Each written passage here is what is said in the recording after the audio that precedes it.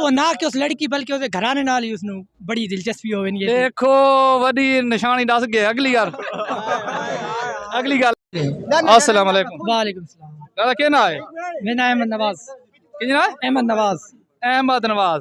जिस टाइम लड़के को प्यार थी लगना है लड़की नाल तां केरियां केरियां निशानियां होनियां? कदी ये कम कीता नहीं ना। नहीं कि कोई दिल ता धड़कना हो सी ना इस पासे किदे? नहीं तो हर बंदे दी वो तो हर बंदे दी फीलिंग होनी है जेड़ा जिस बंदे चाहना है उस वास्ते उसकी फीलिंग होनी है। अच्छा तो वो लाजमी हो। केरी केरी फीलिंग होने मसलन केरी अलामत केरी होनी? ये प्रैक्टिकली तो नहीं कीता वैसे किताब प्रैक्टिकली ना इरादा ने नहीं प्रैक्टिकल नहीं कीता लेकिन वैसे किताबों वगैरह पढ़ा है कि ये लड़का होना है वो अपने होशोबाज खो बैठता है। अच्छा ते यानी एक वो घर बाहर तू मतलब जुदा होवे ना है।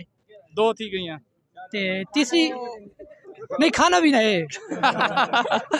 खाना भी नहीं है दो थी गई ते बिल्कुल उन्हें अपना कोई पता नहीं होना एक तो दिल दा साफ होवे ना है। दिल ना साफ थी भी ने। बिल्कुल। अच्छा तीसरी गल है कि वो ना कि उस लड़की बल्कि उसके घराने नाल ही उसनु बड़ी दिलचस्पी होवे नी। देखो वडी निशानी दस गए। अगली गल अगली गल अगली अगली नहीं तकरीबन मैं तुम 10 चोड़ियां और देखो ना ओ अच्छा तुसा तुसा एक तुसा ही दसो जा जी तुसा दसो जा एक कलाम जी मैंने ख्वाब भी मिल रहे हैं।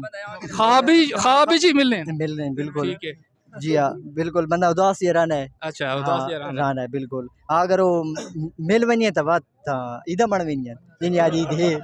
नाजरीन देखो इतने ऐलाम तो इन्हों को कोरोना नहीं है याद को ना जिस टाइम उसको मौत आई पई है हुण इन्हों को लड़की नाल प्यार थी ऐलाम तक किनो याद है। बस अच्छा ते ओ जे रह ते आवे वने उस राय किं लगना बंदे को? बंदा बाना उथे इंतजार करना है। मजे अच्छा बिल्कुल उथे बैग इंतजार करना है कि मेरा यार किस टाइम गुजर सी।